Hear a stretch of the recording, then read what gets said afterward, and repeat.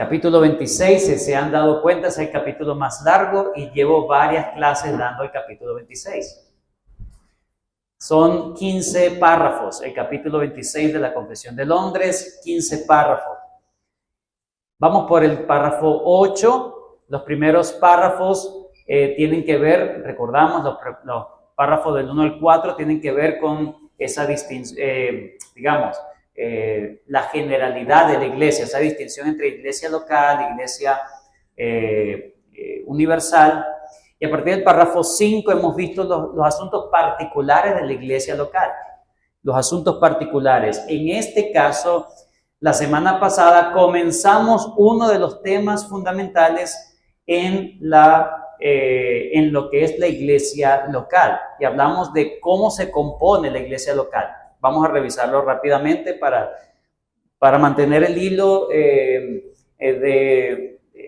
coherente que redactaron los confesores de esta Confesión de Londres. El párrafo 8 nos habla acerca de quiénes conforman una iglesia local conforme a la mente de Cristo, que está completamente organizado. Una iglesia local reunida y completamente organizada conforme a la voluntad de Cristo está compuesta por oficiales y los miembros, ¿sí? Oficiales y miembros. Estos oficiales designados por Cristo, recuerden que siempre hay que notar en la confesión cómo se resalta que es Cristo la cabeza de la iglesia. Todo es por designación de Cristo, por guianza de Cristo, por dictámenes directos del Señor Jesucristo. Esa es la iglesia, quien se somete a la cabeza.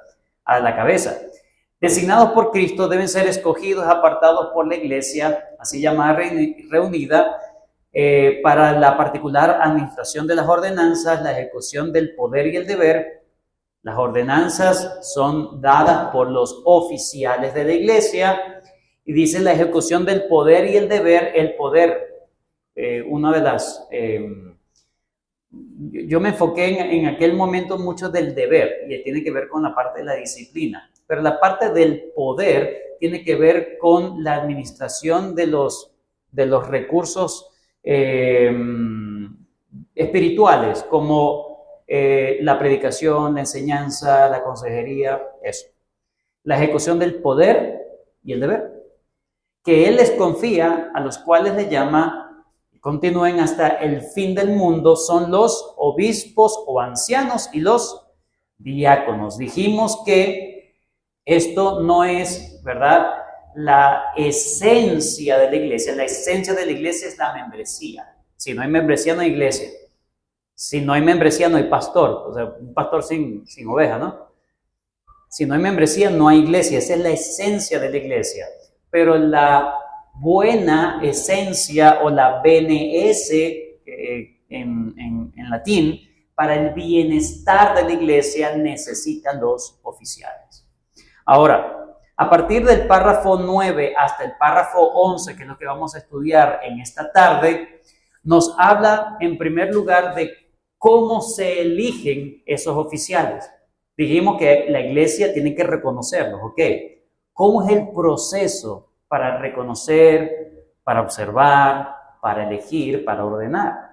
Luego, en el párrafo 10, vamos a hablar de la naturaleza como tal del oficio pastoral. O sea, ¿qué es lo que debe hacer un pastor? Para que ustedes sepan qué es lo que nosotros debemos estar haciendo. Y en último lugar, vamos el párrafo 11, tiene que ver con los posibles ayudantes que pueden tener los pastores en su oficio pastoral. Posibles ayudantes. Eso es lo que se llaman los hermanos dotados. Vamos a hablar un poco de eso también. Pero bueno, seguimos. Vamos con el párrafo 9, serían estos tres temas. En primer lugar, proceso de ordenación.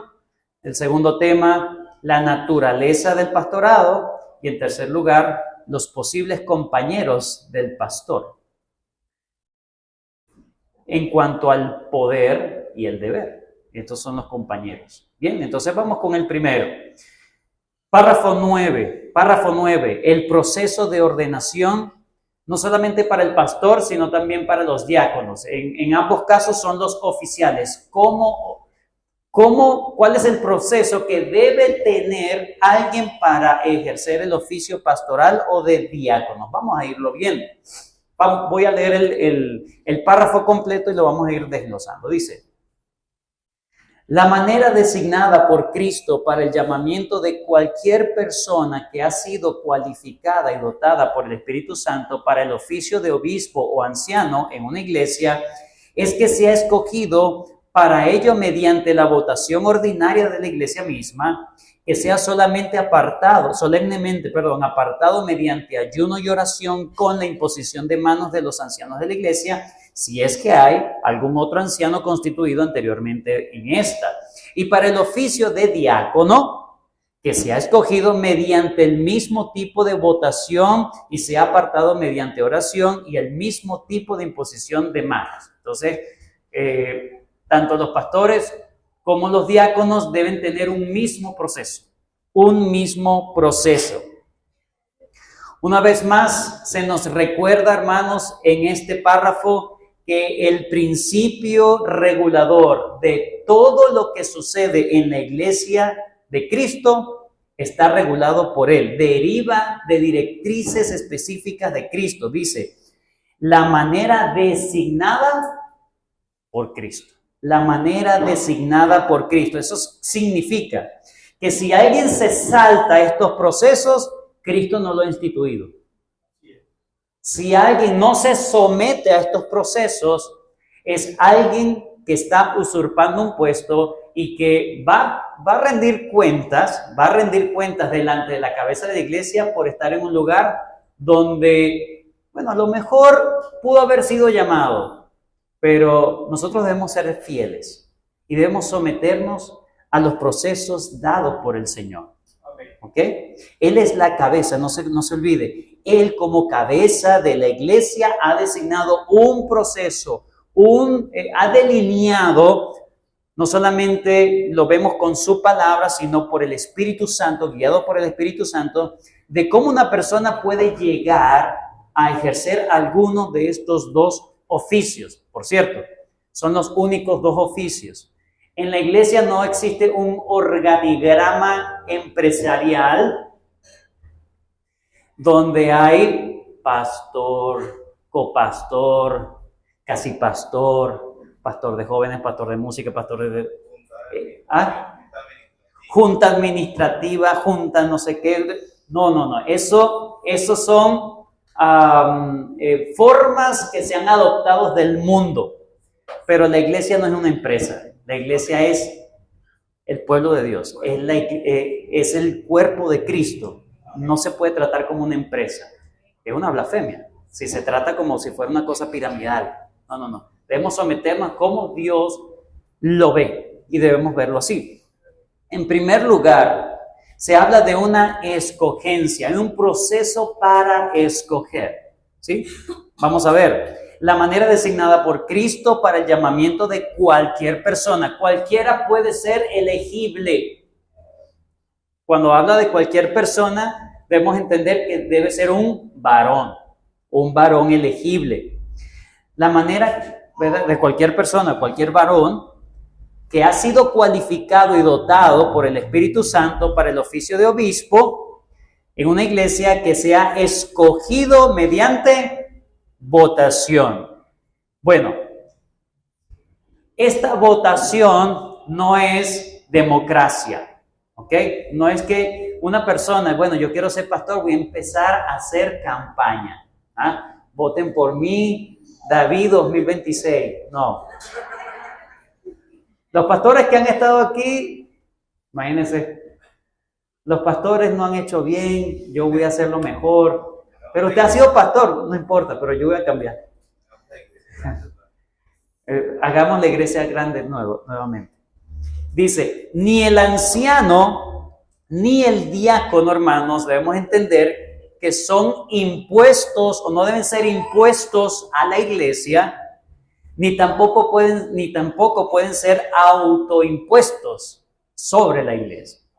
No son impuestos, ni tampoco deben ser autoimpuestos. No, hermano, mire, yo le voy a decir una cosa. Las condiciones están dadas y yo voy a tener que asumir acá. Hay personas que llegan a ejercer el oficio pastoral porque hay condiciones, bueno, hay contextos y eso se entiende. Pero esa persona que, por así decirlo, espero no me malentiendan, que ha llegado de carambola al ministerio pastoral, debe pasar por este proceso. Él no debe quedar así. Debe ser igualmente escogido, evaluado por la congregación. Aunque puede, por alguna razón, por algún contexto particular, tiene que asumir de forma interina un asunto. Sin embargo, él debe pasar por estos procesos, porque es la forma designada por Cristo. No es mi casa, es la casa de Dios. Así que es necesario que los miembros de la iglesia expresen su consentimiento por medio de un sufragio común. ¿Ok? Por un lado, la iglesia es responsable de observar a los hombres. Es responsable de reconocer, ya nosotros en la clase pasada vimos cuáles son los requisitos que tienen que tener los varones para ejercer o aquellos que desean ejercer alguno de los dos oficios. La gente lo tiene que estar viendo, lo tiene que estar reconociendo, lo tiene que estar evaluando. Eso lo evalúa la iglesia local, no un grupo, ¿cómo se llama? Bueno, una fracción, pero eso se lo delegamos a tales hermanos para que ellos vean a quién van a elegir. No, eso no es que vamos a elegir una junta evaluadora. No, eso no. La responsabilidad de todos los creyentes. Todos los creyentes tienen que estar orando al Señor. Si no hay pastor, tienen que estar orando al Señor. Tienen que estar buscando la dirección del Señor para evaluar a posibles candidatos para ello. Acabamos de leer Hechos capítulo 6. Este proceso que vemos en Hechos capítulo 6 se ha convertido o es el paradigma de la elección tanto de pastores como de diáconos. Este es el proceso paradigmático que tenemos en las Escrituras. Ocurre una necesidad, ¿verdad? Los apóstoles están haciendo todo, absolutamente todo. Están predicando, están orando, están visitando, las personas les están dando, ¿verdad? Están vendiendo propiedades, se las están dando a los apóstoles, los apóstoles lo están repartiendo, no se lo están quedando ellos, los apóstoles no se lo quedaban. ¿Ok? El apóstol que se queda con la cosa no es un apóstol. El apóstol más bien administraba para darle a los que no tenían. Eso lo estaban haciendo, pero había murmuración de parte de los judíos helénicos, por así decirlo, de que habían personas de su facción que estaban siendo descuidados. En esa coyuntura, ¿verdad? Donde vemos cómo el diablo busca ganar ventaja para distorsionar o golpear la unidad de la iglesia. Estos hombres dicen: necesitamos varones que nos ayuden en este asunto de la parte logística, de la parte material para ayudar a los pobres, por ejemplo. Entonces, versículo 2, estoy en Hechos 6, 2. Entonces los 12 convocaron ¿a quién? A toda la multitud. A toda la multitud. Cuando se habla de multitud, pregunto, ¿cuántos más o menos habían en la iglesia de Jerusalén?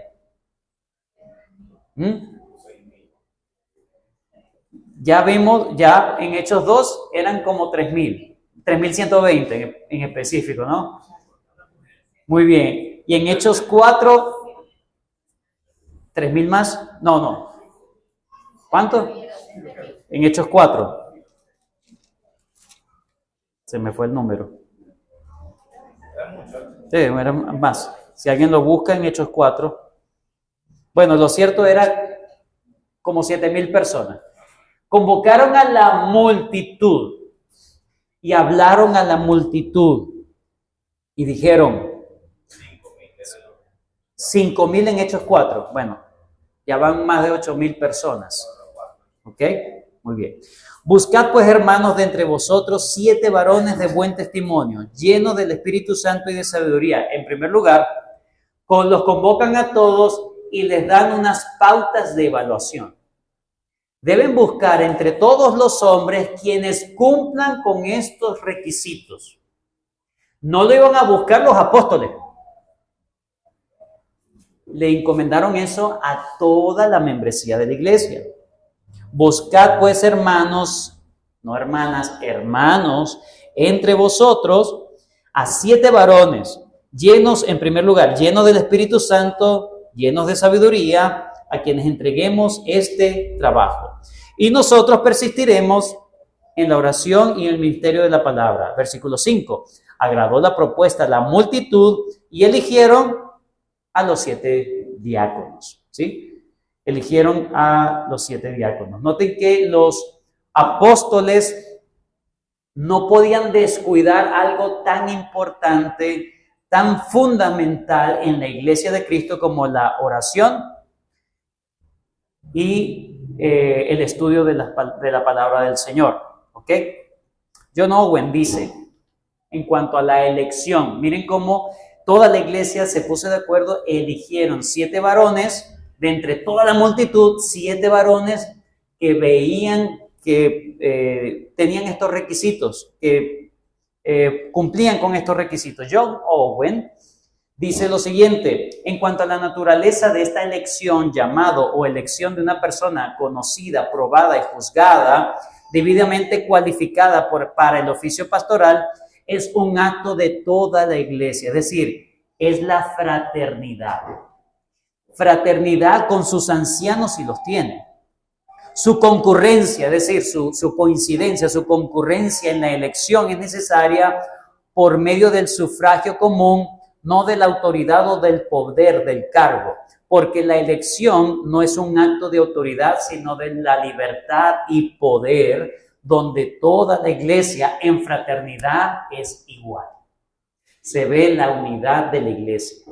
Entonces, es una elección no para saber, ¿verdad? No es una elección de competencia entre candidatos al ministerio pastoral, sino una elección de sufragio, de común acuerdo, de confirmación del llamado de esa persona.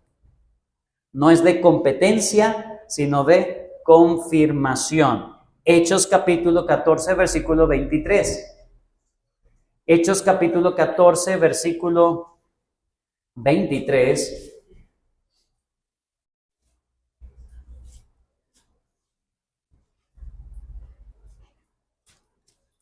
Dice, y constituyeron ancianos ¿en dónde? En cada iglesia. Y habiendo orado con ayunos, los encomendaron al Señor a quien habían creído. Entonces, sí, se necesita unas autoridades, ¿verdad? En este caso, note que eran iglesias que estaban comenzando, iglesias que estaban naciendo. En este caso, tenían la ayuda de una autoridad de otra iglesia, pero eran los acompañantes para estas iglesias locales, y ellos en común acuerdo, entonces constituían a los que iban a quedar en autoridad de esas iglesias locales. Eso es lo que la palabra del Señor nos va a ir indicando, nos va enseñando. Esa votación, por supuesto, tiene que ser luego de un proceso de evaluación, un proceso de oración, un proceso de incluso ayuno. De ayuno eso se puede tomar, se habla de ese tema, podemos hablar en otra oportunidad, pero es tan importante. ¿Para qué es el ayuno? ¿Para rebajar? No. Para buscar más el rostro del Señor. ¿Por qué? Porque esto es un asunto espiritual. Esto no es, una vez más, esto no es una empresa. Esto no es que la persona está escalando hasta llegar a ser pastor. Eso no es así. Este es un llamado divino. Y la iglesia debe estar sensible al llamado de Dios. Por eso debe estar orando, y debe estar ayunando, debe estar orando más para que el Señor los guíe a ver, a dilucidar eso. Otra cosa, ya hemos hablado entonces de escogencia, hemos hablado de que debe haber un proceso de observación con ayuno, con oración, como dice aquí en el párrafo 9, mediante la votación ordinaria de la iglesia y que sea solamente apartado mediante ayuno y oración con la imposición de las manos de los ancianos de la iglesia si es que hay algún otro anciano constituido anteriormente. Como dije ahorita, si no hay ancianos constituidos anteriormente en esa iglesia local, bueno, más adelante nosotros vamos a ver la vida asociativa de la iglesia, ¿verdad? Cómo es tan importante tener comunión con otras iglesias para ser supervisados por los pastores o los oficiales de otras iglesias que nos ayuden a concertar en unidad como iglesia de Cristo, que nos ayuden a concertar realmente una persona, no solamente que cumple los requisitos, sino que realmente está llamado por el Señor para ser pastor de esta iglesia local. Hermano, el pastor Luis y mi persona, nosotros somos pastores encomendados por Dios de esta iglesia local, no de todas las iglesias de Venezuela. No de todas las iglesias de Venezuela. Es de esta iglesia local. Hay iglesias que no tienen pastores. En este caso, nosotros debemos servir en acompañar a otras iglesias para ayudarles en su proceso de establecer a sus pastores. Pero eso no significa que nosotros somos pastores de ellos. ¿Ok? Nosotros somos los siervos de esta iglesia local. Pero dice que es imposición de manos. No se puede ser de otra manera. La respuesta es no. ¿Por qué? Porque es la designación de Cristo. Y es lo que vemos, es la práctica que vemos. En el mismo Hechos capítulo 6, versículo 5 en adelante, agradó la propuesta a toda la multitud y eligieron a Esteban, varón lleno de fe y del Espíritu Santo, a Felipe, a Prócoro, a Nicanor, a Timón, a Parmenas y a Nicolás, prosélito de Antioquía, a los cuales presentaron ante ¿quiénes? La multitud estuvo de acuerdo, pero necesitaban estar en fraternidad con la opinión de los apóstoles. ¿Ok? En este caso, los apóstoles eran en ese momento la autoridad que Dios había dado en esta etapa de transición que tenía la iglesia en el libro de Hechos. Ya luego, ya no existen requisitos para apóstoles. Esto es importante. No existen requisitos para apóstoles. En ningún lado de las Escrituras dice el que quiera ser apóstol tiene que cumplir esto. No. Dice el que desea ser obispo o anciano cumpla esto. Esos son requisitos perennes hasta que Cristo venga. Pero de los apóstoles ellos fueron la pieza fundamental, ellos fueron el fundamento, ¿sí? Y de allí se levanta la iglesia. Así que este es un tiempo de transición. Pero ellos le presentan esto a los apóstoles, quienes, según el versículo 6, orando, ¿qué hicieron los apóstoles? Les impusieron las manos, Primera a Timoteo capítulo 4 versículo 14. Primera Timoteo capítulo 4 versículo 14. Pablo está hablando de Timoteo, que había sido encargado en la iglesia de Éfeso, y dijo: no descuides el don que hay en ti, que te fue dado mediante profecía, ¿con qué? Con la imposición de las manos del presbiterio. La palabra presbiterio tiene que ver con esa reunión de pastores. ¿Ok? Presbiterio es una reunión de pastores. Es decir, los pastores estuvieron de acuerdo también. Entonces debe haber el acuerdo no solamente de la membresía de la iglesia, sino de los pastores. Si es de una iglesia local, si ya hay pastores allí, entonces todos deben tener una unidad de mente. Si no hay pastores allí, entonces una iglesia local debe buscar ayuda para evaluar una persona y todo ese proceso, y ellos deben estar en armonía. Tanto esta iglesia local como los pastores que van a ayudar porque la persona debe ser reconocida, no solamente por la iglesia local, sino por la comunión de iglesia. Hermanos, si Cristo ha dado un hombre a la iglesia, Él le va a proveer a ese hombre todo lo que necesite para servir en ese puesto que Dios le está llamando. Así que entendemos que pueden haber miedos y eso es legítimo. Eso es muy legítimo. Vamos a ver la naturaleza del trabajo, del oficio pastoral.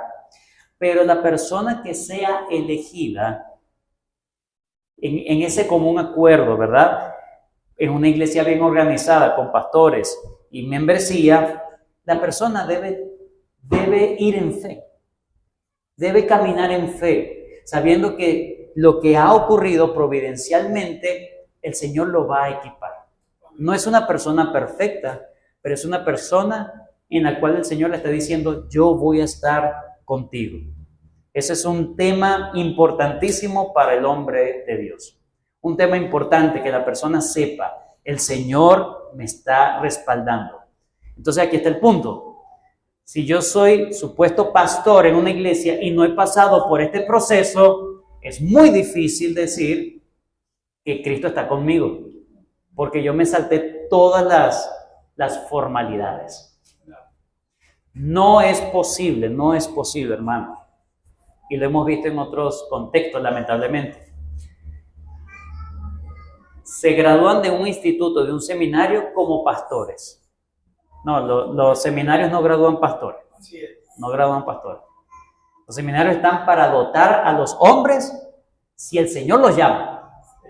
Pero no pueden graduar un pastor y que se vaya el pastor a buscar y hacer ovejas. Eso lo hicieron al revés. Totalmente al revés. Debe haber unas ovejas y los pastores o salen entre esas ovejas, salen reconocidos o también son enviados por otras iglesias locales y esa iglesia debe reconocer ese don de Dios para ellos. ¿Ok? Muy parecido a lo que está pasando en este preciso momento con nuestro hermano Alejandro Mirabal.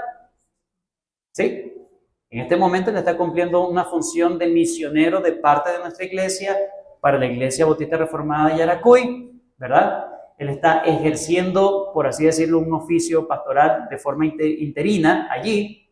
No hay pastor, pero para que él sea pastor, él debe ser reconocido por la iglesia local en donde él va a ser pastor. ¿Ok? El pastor no es un título que se lleva, ¿cómo se llama? Como a honores. Entonces, básicamente, ahora ya en la cédula de identidad ya no se llama David Araujo, sino Pastor David Araujo. Aunque ya no sea pastor, entonces siempre va a ser, no, es un oficio, Vamos con el párrafo 10. Ahora, la naturaleza de ese oficio. De ese oficio. ¿Qué le espera al hombre de Dios cuando es reconocido por una iglesia local? Cuando él quiere, por supuesto, porque tampoco es... Recuerden que el primer requisito, ¿cuál es? El que desea el obispado, buena obra desea. Hermano, yo creo que tú deberías ser pastor. No, pero no quiero, pero no importa. El Señor te está llamando, pero si no quiere, le da miedo, qué sé yo. Debe haber un deseo, pero también debe ser confirmado por la iglesia. ¿Qué debe hacer esa persona? Vamos a ir viendo. Párrafo 10. Siendo la labor de los pastores atender constantemente al servicio de Cristo. ¿A quién están sirviendo los pastores? Una vez más, no se olvide de esos énfasis que tiene la confesión. Le están sirviendo a Cristo, es los designios de Cristo, es Cristo la cabeza. Muy bien. En sus iglesias, en el ministerio de la palabra y la oración, velando por sus almas como aquellos que han de dar cuenta a Él. Es la responsabilidad de la iglesia a la que ellos ministran darles no solamente todo el respeto debido, sino también compartir con ellos todas sus cosas buenas según sus posibilidades, para que así los pastores puedan tener una provisión confortable sin tener que enredarse en negocios seculares. también puedan practicar la hospitalidad para con los demás. Además, esto lo demanda la ley de la naturaleza y el mandato expreso de nuestro Señor Jesús, quien ha ordenado que los que predican el Evangelio vivan del Evangelio. Todo lo que acabo de leer, hermanos, es básicamente un resumen y retazo, por así decirlo, espero no ser ofensivo, pero de varios versículos que se están mezclando en un solo párrafo. No hay una redacción como tal de este párrafo. De hecho, es un párrafo único que aparece solamente en la Confesión de Londres en 1689. No aparece en la de Westminster, no aparece en la Declaración de Savoy, que es donde la Confesión de Londres se había basado en mucha de su redacción, sino que es muy particular de la confesión de nosotros, de la Confesión de Londres. Y esta redacción es bastante larga, pero es un compendio de versículos uno detrás de otro para armar todo lo que tiene que ver con el ministerio del pastor. Vamos a verlo. Vayan conmigo en la lectura, dice: siendo la labor de los pastores atender constantemente al servicio de Cristo en sus iglesias, en el ministerio de la palabra y la oración. Eso está extraído de Hechos 6:4, que dice: y nosotros persistiremos en la oración y en el ministerio de la palabra. Sigue: velando por sus almas, las almas de los hermanos, como aquellos que han de dar cuenta a él. Eso está en Hebreos 13:17, que dice: obedeced a vuestros pastores y sujetaos a ellos, porque ellos velan por vuestras almas como quienes han de dar cuenta, para que lo hagan con alegría y no quejándose, porque esto no es provechoso. Hasta ahí nos está hablando de la responsabilidad de los pastores con la membresía. La responsabilidad de los pastores con la membresía es orar por la membresía, estudiar para que la membresía conozca la palabra del Señor, para poder guiar a la membresía en los asuntos espirituales. Le están sirviendo a Cristo. Amén.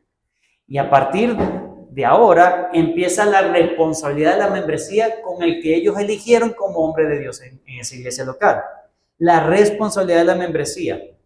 Sigo haciendo la misma dinámica. Leo esa parte y leo de dónde sale exactamente en las Escrituras. Dice: es la responsabilidad de las iglesias a las que ellos ministran darles no solamente todo el respeto debido. Eso lo dice 1 Tesalonicenses 5, 12 al 13, que dice: os rogamos, hermanos, que reconozcáis a los que trabajan entre vosotros y os presiden en el Señor y os amonestan, que los tengáis en mucha estima y amor por causa de su obra. Por causa de su obra. Se necesita, o es la mente de Cristo, darle el debido y solemne respeto a los que son pastores de las iglesias locales. Yo sé que ustedes respetan, valoran muchísimo a otros pastores. Están muchos pastores, como el pastor Sugel Michelén, al cual admiramos, apreciamos. Hay otros pastores que nosotros, incluso los pastores de nuestra misma comunión, como el pastor Julio Benítez, que es un pastor que amamos, admiramos, y varios pastores que conocemos. Pero la iglesia está llamada a respetar y cuidar a los pastores de su iglesia local. Y no lo digo yo, simplemente, bueno, me tocó a mí hablar eso. Pero es que de cada iglesia deben cuidar de los hombres que el Señor les ha dotado. Eso es lo que el Señor pide. Es la responsabilidad de la iglesia. No solamente darle respeto, hablar con respeto a los hombres de Dios, sigue el texto, sino también compartir con ellos todas sus cosas buenas según sus posibilidades. ¿Qué puedo yo aportar, ayudar, bendecir, cuidar al pastor o a los pastores de la iglesia? Gálatas 6:6 dice: el que es enseñado en la palabra, haga partícipe de toda cosa buena al que lo instruye. Al que lo instruye. No es un acto de que yo me voy a ganar la confianza, ¿verdad? O yo me voy a ganar algo de los pastores. No, es una responsabilidad de Dios hacia el Señor, ante los ojos del Señor. Sigue diciendo, ¿para qué Dios pide eso de la membresía de una iglesia? Para que así los pastores puedan tener una provisión confortable. También se puede traducir en el inglés, no solamente confortable, sino que le alcance, ¿sí? Holgado, sin tener que enredarse en negocios seculares. Segunda Timoteo capítulo 2, versículo 4 dice, ninguno que milita se enrede en los negocios de la vida a fin de agradar a aquel que lo tomó por soldado. No solamente para tener el sustento de él y su familia, dice también el párrafo, y también puedan practicar la hospitalidad para con los demás. Hay que ser partícipes, es lo que enseña la palabra de Dios, para que los pastores puedan brindar a otro. Básicamente es eso. La hospitalidad es que ellos tengan los recursos para ser generosos como han sido generosos con ellos. El pastor también tiene que ser generoso, debemos ser generosos, porque se supone si hay una iglesia que ha sido generosa con su pastor, se espera que el pastor también sea generoso con aquellos para atender.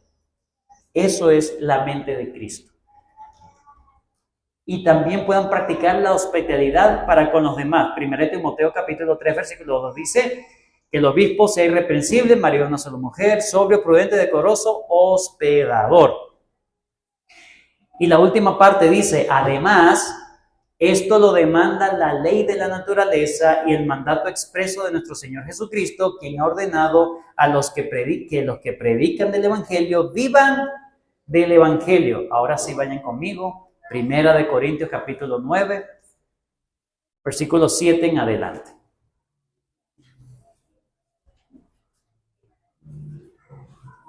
Primero a los Corintios capítulo 9, versículo 7 en adelante. Una vez más, los redactores de la confesión entienden que esto no solamente es un asunto de la naturaleza, sino que es un mandato expreso del Señor Jesucristo. O sea, es gracia común, es lógico, pero también es un mandato expreso del Señor Jesucristo. Él lo ha ordenado. 1 Corintios capítulo 9, versículo 7. ¿Quién fue jamás soldado a sus propias expensas? Piensa en esto, esa pregunta es muy interesante. ¿Usted ha visto algún soldado que no tenga el equipamiento y el apoyo de su nación? Es básicamente, o sea, yo soy soldado, ajá. Y tu equipamiento, tu alimentación, ¿quién lo financia? El Estado. Lo financia el pueblo. ¿Por qué? Porque está para defender la nación, ¿cierto? Ese es su trabajo. Entonces, un soldado no puede estar a sus propias expensas. No, tranquilo, yo mato un tigrito para seguir sirviendo acá. No. Está dedicado a eso. Dice, ¿quién fue jamás soldado a sus propias expensas? Sigue las preguntas retóricas. ¿Quién planta viña y no come de su fruto? ¿O quién apacienta el rebaño y no toma de la leche del rebaño? Digo esto solo como hombre. ¿No dice esto también la ley? Porque en la ley de Moisés está escrito, no pondrás bozal al buey que trilla. ¿Tiene Dios cuidado de los bueyes? ¿O lo dice enteramente por nosotros? Pues por nosotros se escribió. Porque con esperanza debe arar el que ara y el que trilla. Con esperanza debe recibir del fruto. Si nosotros sembramos entre vosotros lo espiritual, es gran cosa. Es gran cosa si segáremos de vosotros lo material. Si otros participan de este derecho sobre vosotros, está hablando Pablo de otros apóstoles, cuanto más nosotros, en el sentido de que él estaba ministrando esa iglesia como tal. Versículo 14. Así también ordenó el Señor a los que anuncian el Evangelio que vivan del Evangelio. Es una orden de Dios. Por eso es que la iglesia debe estar tan preparada para observar a quienes vamos a apoyar, porque una de las cosas que dice acá es que no debe ser un hombre codicioso o de ganancias deshonestas, porque lo que Dios quiere es que la mente de Cristo es, la regulación de Cristo es que esta persona va a estar dedicada a eso. Me preguntaron, ¿y usted a qué se dedica? Bueno, yo soy pastor. Ok, a pastor, ajá, pero ¿tienes algún trabajo? O sea, aparte de eso, pues, yo no. Ese es el trabajo, hermano. Ese es el trabajo. Es un trabajo. Es estar dedicado a la oración por la iglesia local y es estar dedicado al estudio para la iglesia local, para la alimentación de la iglesia local. Eso es lo que el Señor quiere. Por supuesto, eso estudio y todas esas cosas es para servir al pueblo de Dios como si sirviéramos al Señor Jesucristo. Todo esto simplemente es para decir que los miembros de la iglesia deben dar generosamente y las congregaciones deben asegurarse, esto lo dice James Renigan, y las congregaciones deben asegurarse de que sus pastores reciban esa generosidad. Los pastores tienen una gran responsabilidad, pero es imposible cumplirla si la iglesia no los apoya. Es imposible cumplir lo que Dios le demanda si la iglesia no los apoya. Entonces, tendrían que salir, bueno, y ha ocurrido casos, nosotros lo hemos tenido, nosotros mismos lo hemos tenido, no nos quejamos de eso. Yo recuerdo que la iglesia, cuando estaba la crisis bien dura, la iglesia, por la misericordia de Dios, siempre los hombres que estaban en cargo de las finanzas siempre estaban pendientes de darnos algo al pastor Luis y a mí. Y lo que nos daban literalmente era para medio cartón de huevos y para un kilito de queso, medio kilo de queso. Para eso alcanzaba lo que las finanzas de la iglesia daban en ese momento, hermano. Pero la responsabilidad de la iglesia de cuidar en sus posibilidades. Amén. En sus posibilidades. Eso es algo que Dios le demanda. Dios no le va a demandar a una iglesia que dé algo que no tiene. Pero si el Señor provee, es para que la iglesia sea generosa. Hemos visto estas dos cosas, la labor pastoral, el proceso para llegar a la labor pastoral, y hemos visto la labor pastoral como tal. Por supuesto, de aquí se puede aprender mucho, pero hay un asunto muy importante también, y no quería pasar la oportunidad, hermanos. Cuando dicen Hebreos, obedeced a los pastores, ¿verdad? Porque ellos velan por vosotros como quienes han de dar cuenta.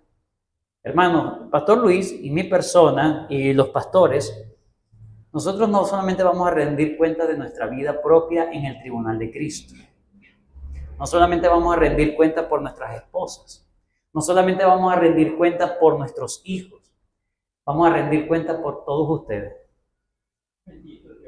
Así que las directrices y las cosas que nosotros guiemos, ¿verdad? Por eso dice, obedézcale, porque el hombre va a rendir cuenta por usted. El hombre quiere lo bueno para usted. Esos son los buenos pastores, por supuesto.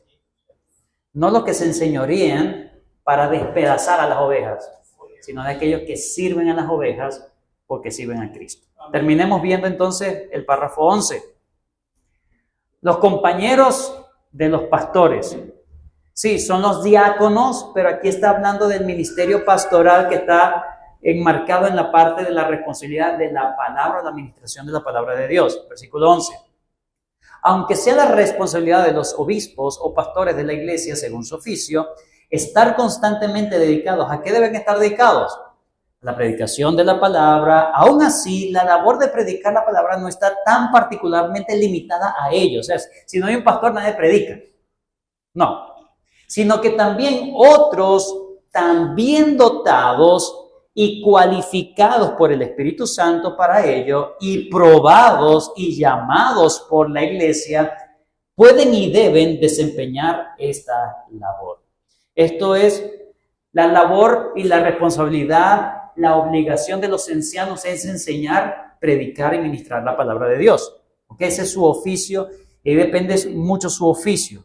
¿Sí? Sin embargo, este párrafo nos habla acerca de que ese oficio no está limitado solamente a los que están dedicados, sino que Dios también ha dado dones entre otros hombres que puedan también predicar el evangelio. Esto en los bautistas particulares se llamaban los hermanos dotados.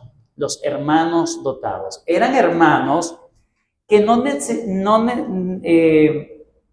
necesariamente eran impuestos o reconocidos como pastores, pero sí reconocían que tenían un don para la predicación y para la enseñanza. ¿Ok?